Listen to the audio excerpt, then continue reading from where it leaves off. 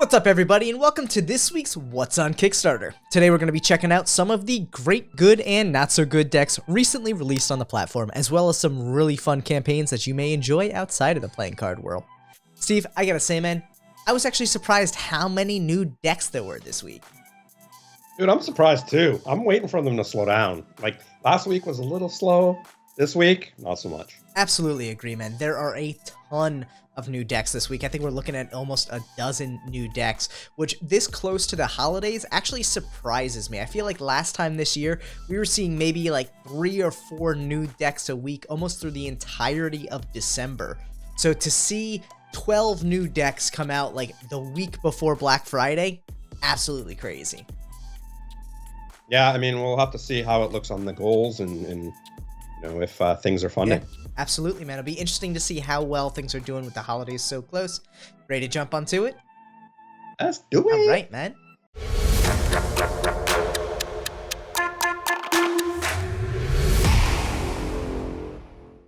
So, coming in for this week's first great campaign, we have the Inferno playing cards. I gotta say, this is actually a really awesome campaign, really nicely designed. One of the biggest things that stands out to me is it's that single image scrolling style of the campaign. And you get into it, man, huge, gorgeous imagery here. Oh, dude, and right at the top, printed by legends, fulfilled by gamblers. Awesome. Definitely hits all of the aspects we'd like to see early on. Beautiful artwork there. Really draws you in, which I like. Really love the style of the font and everything too. Adds a nice kind of thematic aspect to it. So we dive right into the story here. And obviously for anyone who doesn't know, this deck is based on Dante's Inferno, talking about, you know, the 9 circles of hell and all of that kind of stuff. This is actually a very famous piece of Italian literature. As you can see, it talks about the 700th anniversary here, which is mind-blowing to think about. That's pretty cool. Yeah. So cool book box. I definitely dig the book box as well, and I actually believe that was just a recently unlocked stretch goal, was this deluxe tuck box here, which I think is gorgeous. All of that gold foil on the back there. Yeah, printed by legends, gonna be nice. Gonna be really nice. I'm excited to see this come together. So scrolling through, like we said, we have the story here. Talks about the deck itself, about the Divine Comedy, and all of the backstory around Dante's Inferno. So scrolling further down, we see a nice little feature section here, printed by legends, asymmetrical quartz, 2 illustrations per card, 4 corner index, gold foil card backs, Viper finish, 56 cards, tuck boxes by legends as well, and fulfilled by gamblers. So good to see that repetition there in a nice, concise section there. And we get into the design. Dude, this actually is probably one of the coolest book designs I've seen in a while, and we've seen some great book designs this year. I'm really glad to see so many people getting on board with this whole like literature inspired cards kind of train here. I'm sure it's been done before, but it's nice to see it resurging. And look good. Yes, oh my gosh, I mean, they literally look like mini books. That little like clasp right there in the render is just so cool. It's gonna be good to see the actual print of it. And I love the fact that it talks about all of the circles and their representations in this little figure on the front. Amazingly done. I really do love a full image scrolling style campaign. The one thing I will say for this one, you'll notice here this very like muted text on top of the gray. It's almost like a light gray on a darker gray. In some situations that could potentially be hard to read, especially on this left hand side here. That is the only thing I would say to really be considerate of with a campaign like this, is you want to make sure there's enough contrast between the background color and the font color to make sure that there's easy readability for the potential backer. Yeah, I know a lot of people who use, you know, dim screens on their mobile devices that you probably would have a lot of trouble reading that font. I couldn't agree more. This is a long campaign too, and I think just there's so much artwork and imagery in here. So then we get into the stretch goals here, and I really do love the way that the stretch goals come together with this single image scroll style. It just looks so clean and so specific. Each box just stands out, which I think is a great thing about the stretch goals, because it really helps to get people excited about it. We have a nice add-on section here as well, and then a little bit of about the collaboration and about the author. So meet the team here. Always love seeing that stuff come together like that. Dude, such a cool name, Balthasar. Yeah, no, absolutely. And we are what's the price? We are looking at $23 a deck, which I gotta say, with an awesome deluxe tuck box like that and everything, makes a lot of sense. It's a really good price point for what you're getting, especially because all the cards, I believe it said up top, were gold foil back design. So really nice deck for that price point there. Yeah, good luck. Good luck. And for this week's first good campaign, we have the Hack the Planet playing cards from Santiago Cards. So under normal circumstances, I would say this is probably a great campaign, but there's a lot of little things that added up make this more of a good campaign and actually reflects in the speed at which it is funding. You know, yes, it's already raised $5,000 out of its $15,000 goal, but I think a lot of little steps here would have probably gotten this deck a lot closer to funding based on, you know, reach within the community, what they're actually looking to accomplish. And, you know, one of the best things with playing cards and one of the greatest kind of pieces of advice we've ever heard when it comes to Kickstarter playing cards is if all your goal is to fund a deck of cards, print 20, you know, print however many you need. And so that doesn't always work based on the campaign. And in this scenario, I think they have a lot of decks that they want to print, which is probably helping really push that goal up a lot higher than it needs to be if the ultimate goal is to just get these decks made. Yeah, I mean, 5,000 decks they're looking to print, and that's a lot. That is an extreme amount, especially with a deck that kind of has a somewhat specific thematic draw to it. You know, you're playing on 90s nostalgia here, and with that in mind, like, anyone who hasn't seen some of the hacker movies of the late 80s, early 90s isn't necessarily going to be drawn in from this. So this campaign itself, while really being well put together, some of the aspects such as print run, goal, and other things like that probably could have used a tweak to help even drive it further towards getting funded. At the end of the day, you look at 2 decks of 2,000 runs each with 2 gilded editions of 500 each. So you're actually, like Steve mentioned, looking at 5,000 decks.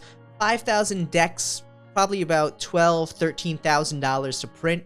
In addition to that, gilding is going to cost you probably another $7,000. So your bare bones goal for this is already pushing $20,000. So with that $15,000 goal, you're paying a lot out of pocket. While that isn't necessarily an issue, that is something that you need to be cognizant of if this should fund and if you're willing to front potentially $5,000 out of pocket. Or more than that, because that's not even including shipping. Exactly, not even including shipping. And so the other thing to look at with this is, would this be more likely to fund with 1,000 of each deck? Or 1,000 of one deck and split the second into a V2. There's a lot of different strategic ways you can look at one of these campaigns and really make sure that you're maximizing and optimizing the capability of it to fund within that period. The other thing they mentioned here is this is a 15-day campaign. Now, we see that be pretty successful for a lot of larger creators, but as your second campaign with a very ambitious deck, that could probably be detrimental to you. Again, I think if this was a 15-day campaign with 1,000 decks and maybe only 100 gilded, you'd have a much lower goal. You'd actually probably be a lot closer to actually funding on your goal, and it would make sense to have 15 days. But with 2 decks, 15 days, $15,000, it's a very ambitious short period of time there.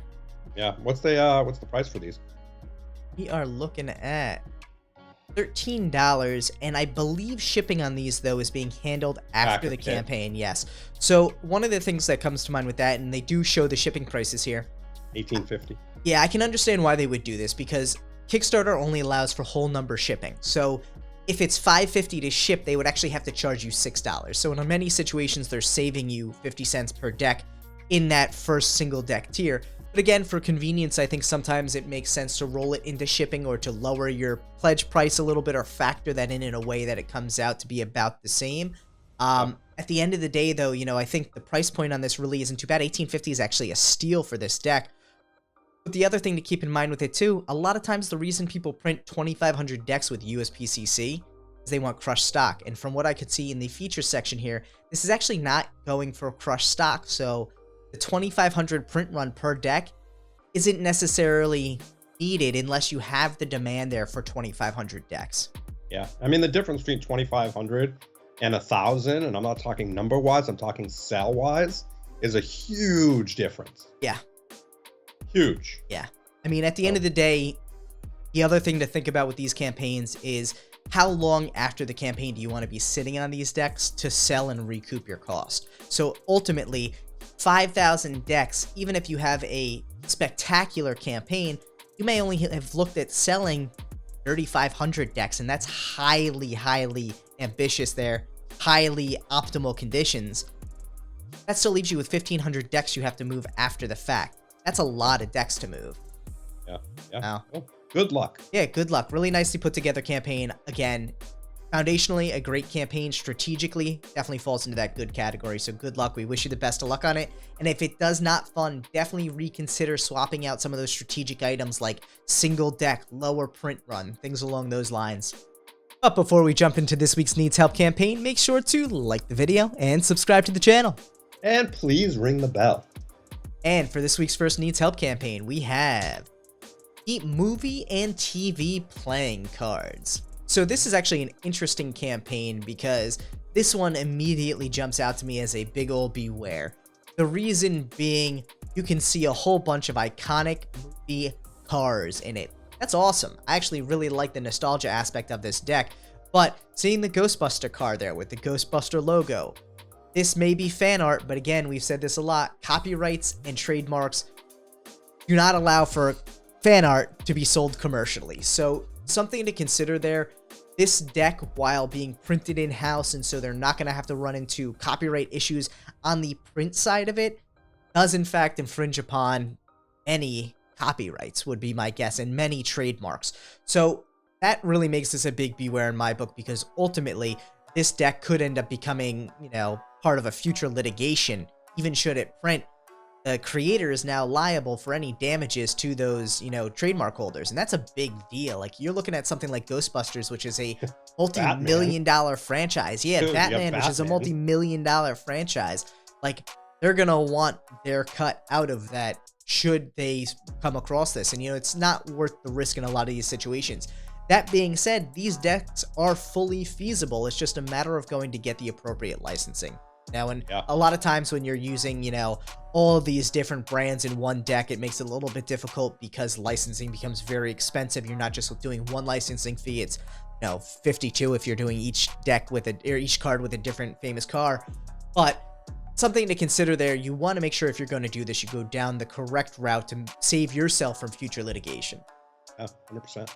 And as per usual, that is not legal advice, but something to keep in mind. And as a backer, you do want to keep that in mind as well, because all of these movies here have as much of a right to halt this project as, anyone else who has their work infringed. So, that being said, the campaign itself is actually pretty well put together. They do discuss, I believe, the add-ons a little bit. The artwork, they really show off pretty nicely. Don't recall if they do mention printer and fulfillment, because they're actually printing in-house this slrprint.com. The other thing that jumps out on this one, though, too, for being an in-house deck, it's $61 ship. So that is a very pricey price point for a deck from a unknown creator, even though there is a very cool nostalgia aspect to it. $61 for a deck of cards. High price point. I would say okay on that if it was all licensed. All this was licensed. Yes.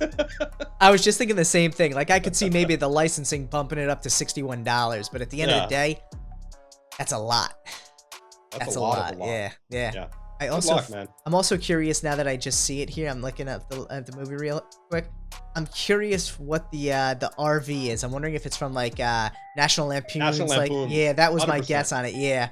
So I didn't see it on the list, but that made me laugh. So again, good luck on this one. I do think that ultimately there's two routes to go with this campaign. Either go get the licensing or come up with an idea that isn't based around trademark or copyrighted, artwork. Something to really consider there. I think the artwork and the fan art is great, but you cannot put fan art to use for commercial purposes.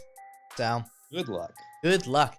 And for another great campaign this week, we have the Azure Dragon and Time Machine playing card collector set from Arc Playing Cards. So again, no surprise here. 666 backers, dude. 666 backers, $250,000 raised. No surprise this is a great campaign. Crazy. The one thing I will always say with their campaigns is there's a ton of information in there. Sometimes too much information.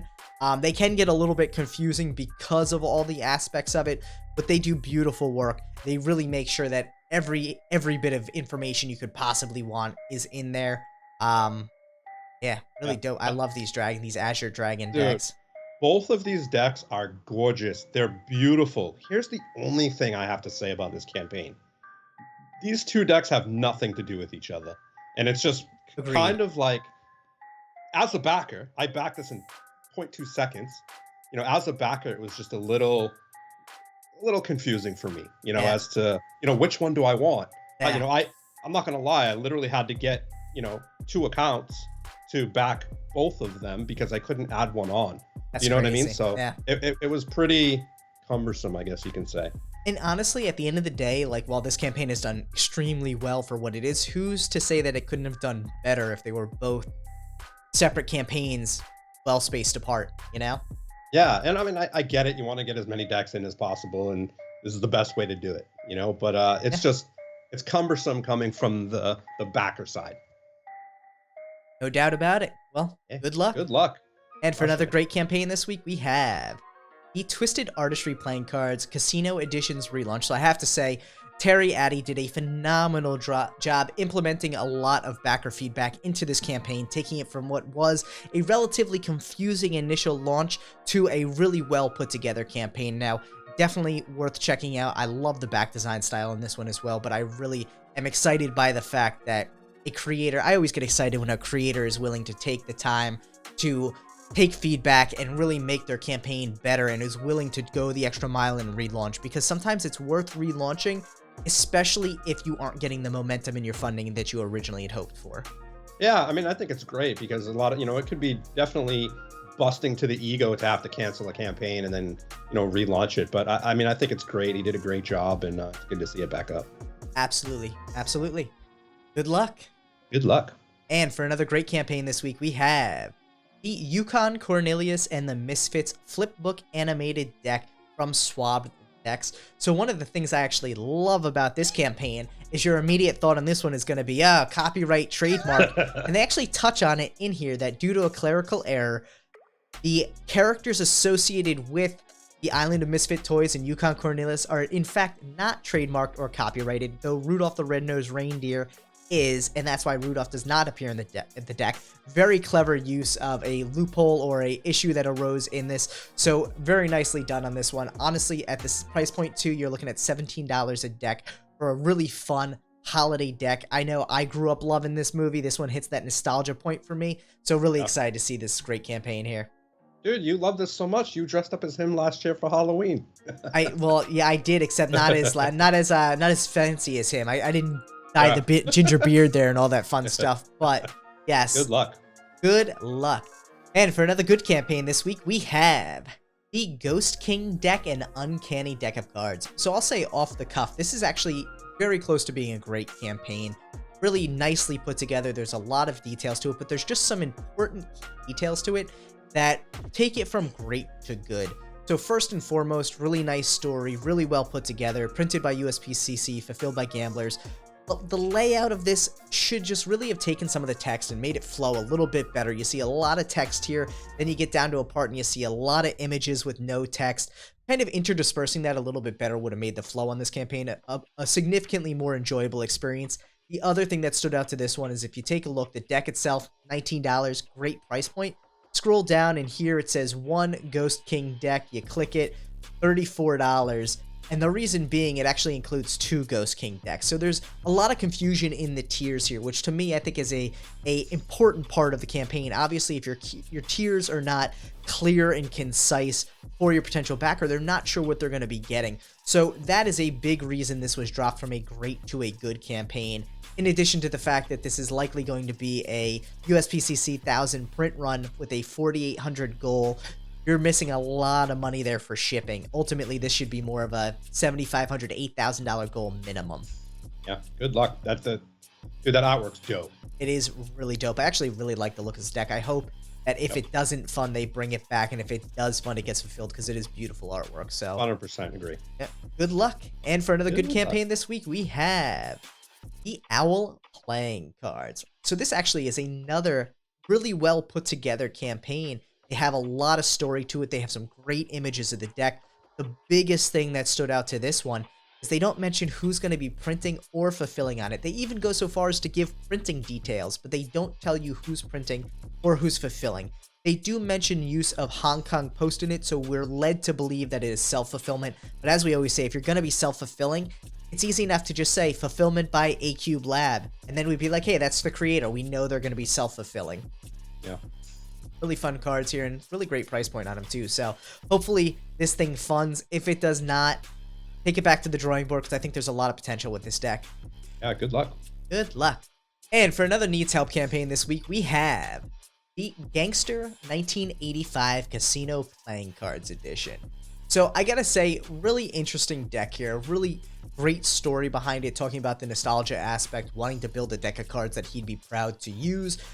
Talks about the printer, talks about the fulfillment. The reason this is a Needs Help deck and not a good deck really stands out for the fact that there isn't enough imagery of the deck itself. These small images are a little bit tough to see. You can kind of get the gist of it. But at the end of the day, like, I want to see the artwork, especially from a first-time creator. Talks about printing by MPC, talking about full foil back design there. So from a price point of view, you're looking at $22 a deck, which is pretty good for a foil back design. But you really want to make sure that as a first-time creator, you're putting out as much information as possible to build that trust with your potential backer. And I think this just falls short there. So while this is a Needs Help campaign, right on the cusp there of Needs Help and good. Yeah, it definitely would be interesting to see how much 500 decks are foiled, you know, because I think MPC is like $8.50, $9 for standard. So it'd be interesting to see. Yeah, it might be a little bit pricey, and with that $22 price point shipped with $7 shipping, you may end up having to eat some of this out of your pocket. So if you're okay with that, cool, but definitely something to keep in mind there. Yeah, good luck. Good luck. And for another Needs Help campaign, we have the Symbols of Revolution Black Edition. So I gotta say, this is actually another Needs Help campaign that is right on the cusp of being good. They talk about the printer, they talk about the fulfillment, but where it falls short is there's just no evolution between this and the first campaign from the creator. So the first campaign, the Symbols of Revolution Red Edition, was actually a really fun campaign, really great artwork to it, really great styling to it.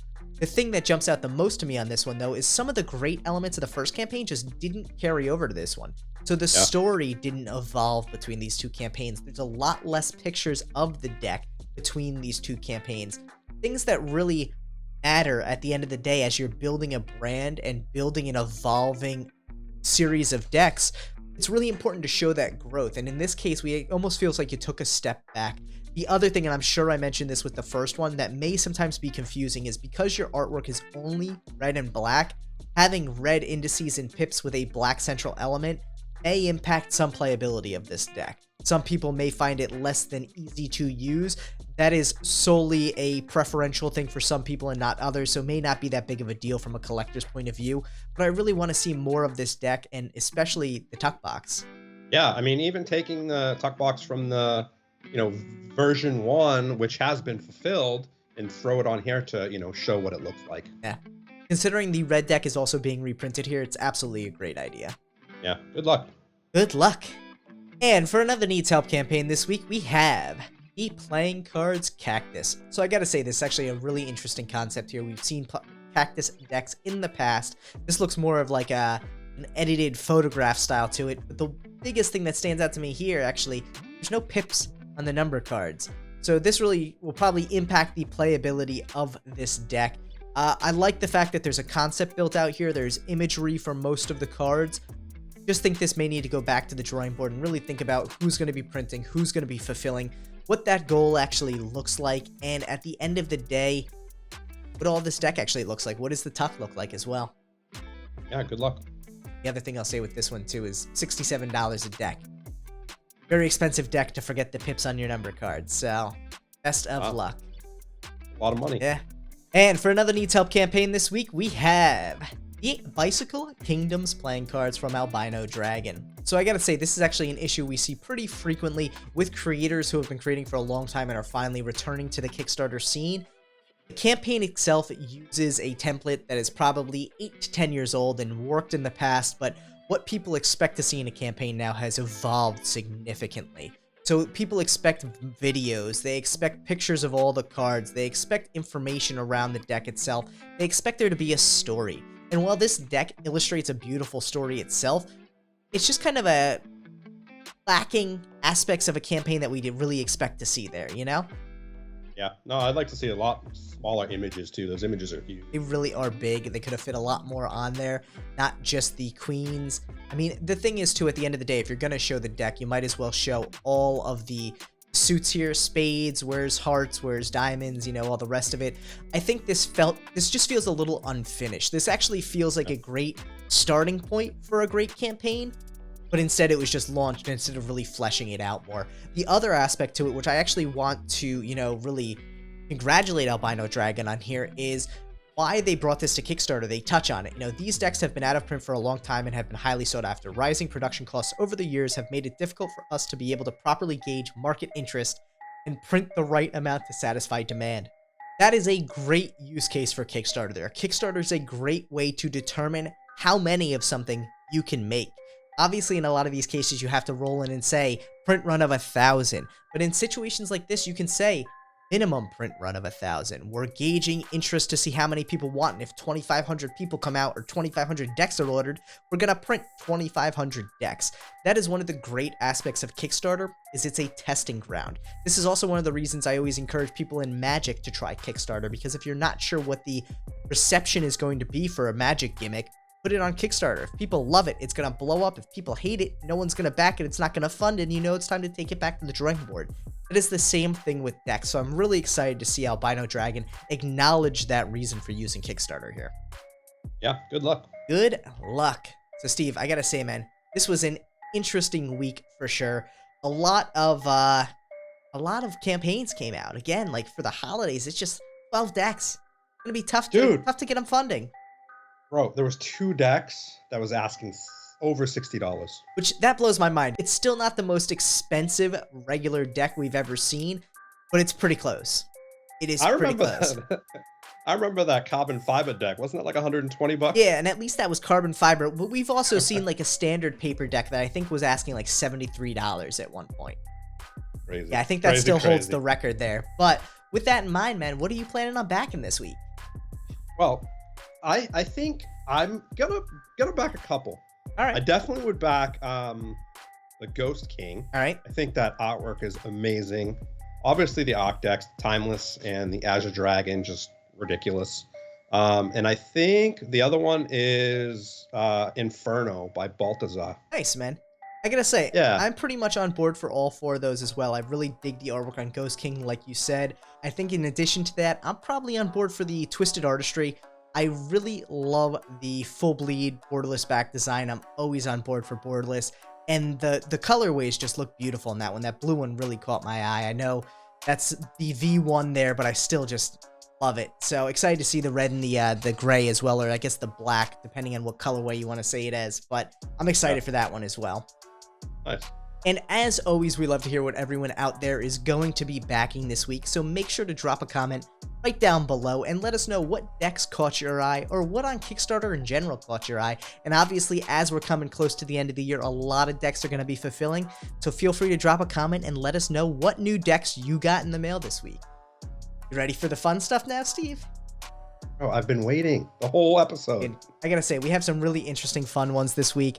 I'm really excited for them. Some of them are really, really eye-catching. A lot of shimmer there. But ready to jump into it? Yep. Let's do it. First up for my first fun campaign this week, we have the Rise of the Halflings. So I gotta say, I really dig this campaign.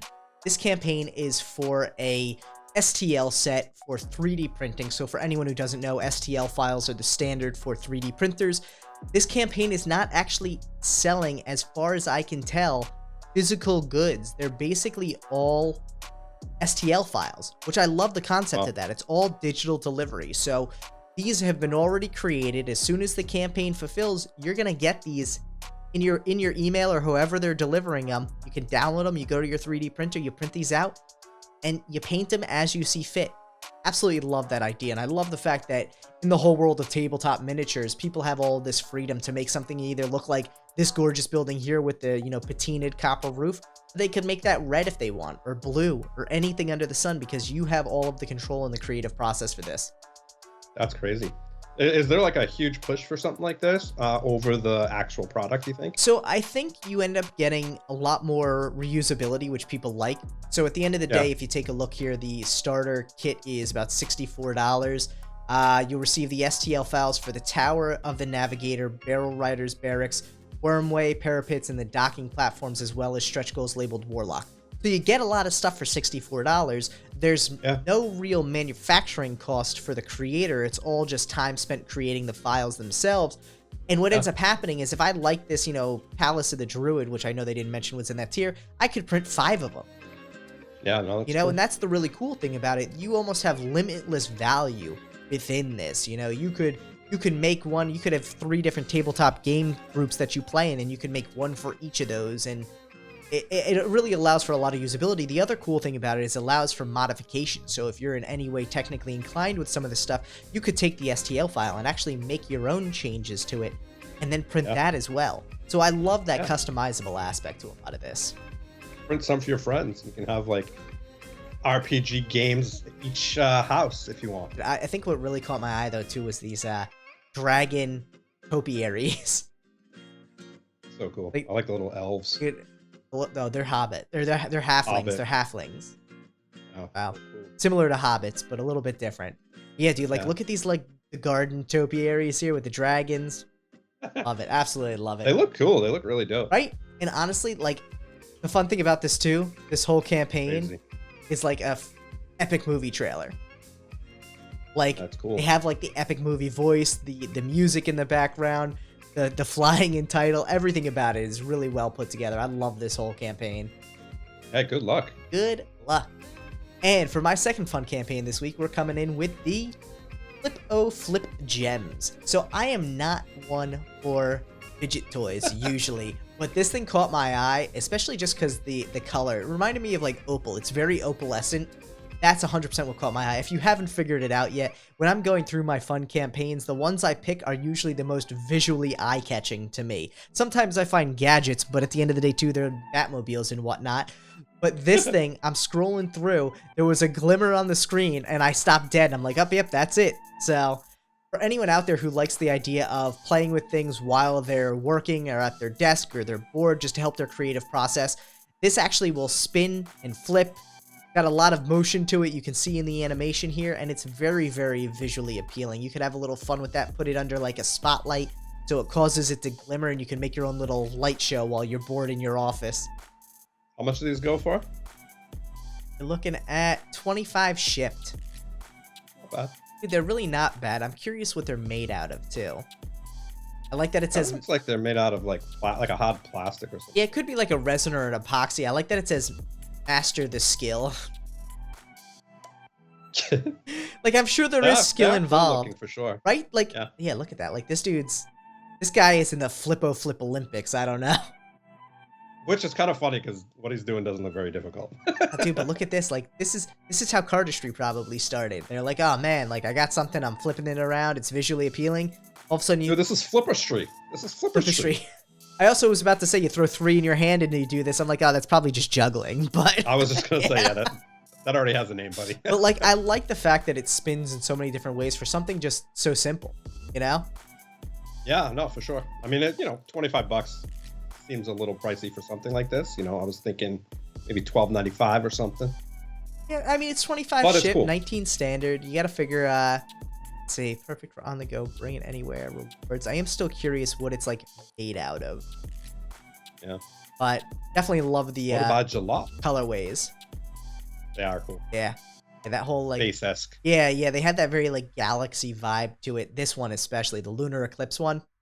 I'm not an orange person, but that right there, awesome. I like the one above it. Fantastic bang. Yeah, I like the name too. Or the cosmic dust, or the dude, these are all awesome. Yeah, it's fun. But I could definitely see it getting very pricey if you decide you want all of them, because it's probably a tier somewhere up here for like, dude, 5-pack. There you go. 5-pack for $78. Yeah. So if you want to buy them, you definitely need to buy more than one. Yeah. Oh, for sure. Yeah, that's not bad at all. 5 for $78 comes out to like 12 a piece. Which is perfect pricing. Yeah, well, it's a little more than 12. It's like 14, but still, yeah, that's spot on. So, definitely dope campaign. Dude, 1,600 people on board with this thing. It also makes me realize with a lot of these how many people love like fidget spinnery kind of things. Yeah, 100%. Dude, I never would have thought it, but now it's like its own little industry. I love it.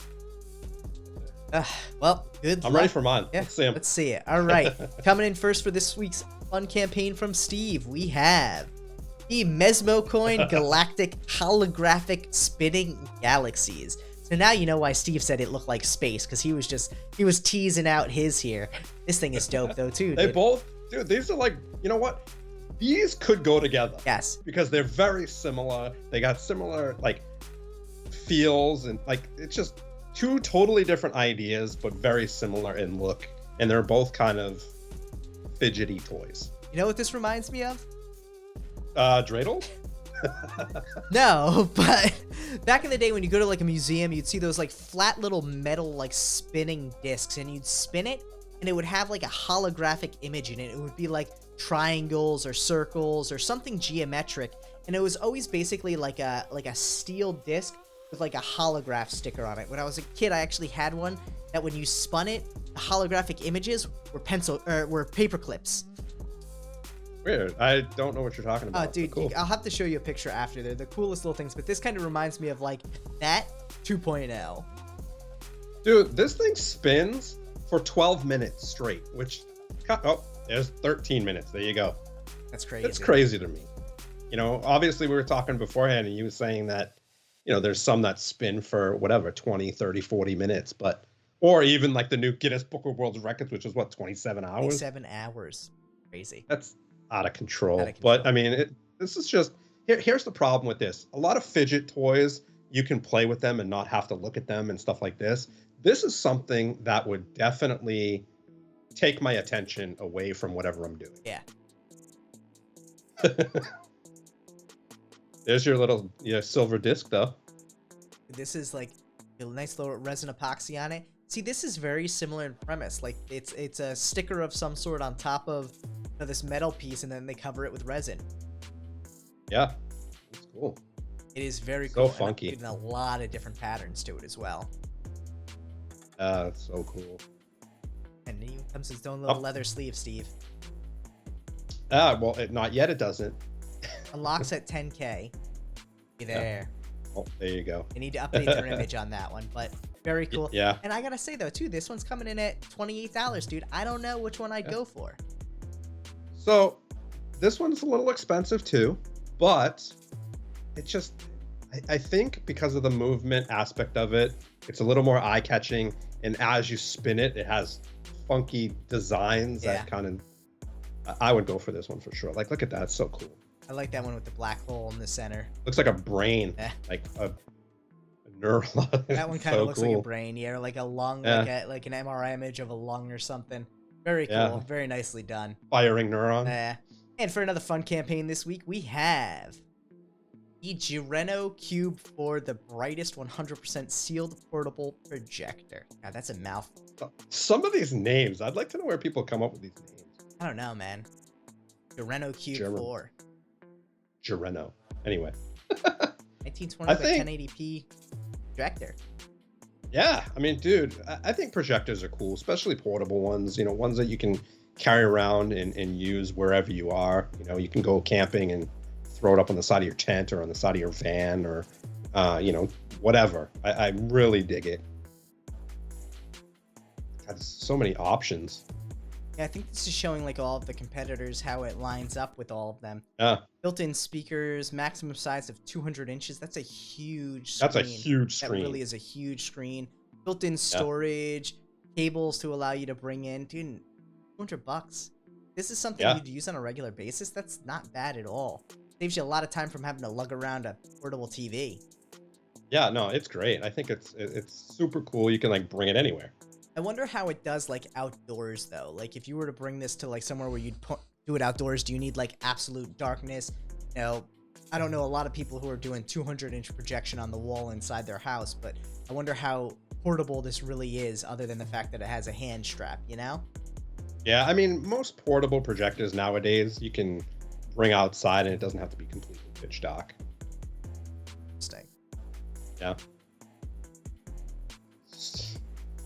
The only thing with Projectors for me, and obviously it's depending on the manufacturer and different things like that, but is how does it actually look on the screen? Does it look clear? Is it blurred? Is it vibrant?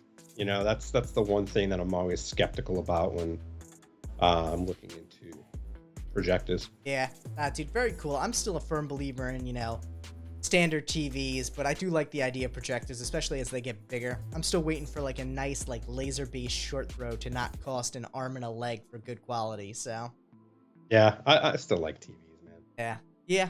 I mean, hey, they're a little more convenient. They may not be the most beautiful thing. You don't have a clean wall when they're off, but at the same time, like, you don't have to worry about mounting something on your ceiling or any of this other stuff. So I like it. I love the concept. I always check out projectors too, so it's funny you picked this one.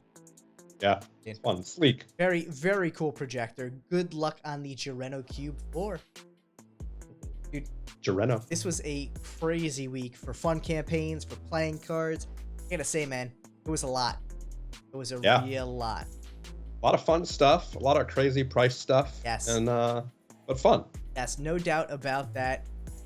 And as always, we'd love to hear what everyone's going to be backing, whether it be some of the fun campaigns, some of the playing card campaigns out there. So make sure to drop a comment right down below. Let us know what you're backing this week, what you can't wait to get in the mail this week, and what your favorite deck you got recently is. Honestly, there's so many cool things on Kickstarter. Hopefully all of you are out there checking out these amazing campaigns, reaching out to these amazing creators, or getting inspired to create your own campaigns.